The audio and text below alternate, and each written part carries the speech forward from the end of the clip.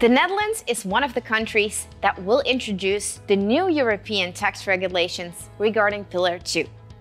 Groups that include Dutch companies can be affected by the Pillar 2 rules and become subject to additional compliance obligations. This video will be the first in a series in which I will discuss the Pillar 2 proposal and our 7-step approach. This roadmap helps you to prepare to comply with these regulations. In this first video, I will start with an overview of the scope of Pillar 2. Pillar 2 is a new tax system that will be implemented in the European Union per January 1st, 2024.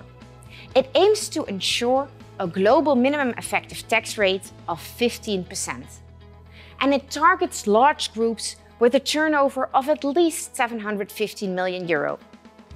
To calculate for every jurisdiction whether the entities in these countries are effectively taxed against at least 15%, Pillar 2 introduces its own calculations. And if not, Pillar 2 introduces 3 main rules to achieve this.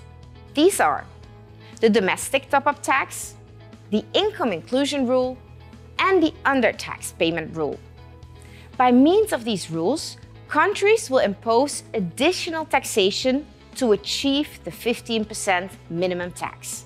With the domestic top-up tax, Pillar 2 countries levy an additional tax if group entities in this country are subject to an effective tax rate lower than 15%.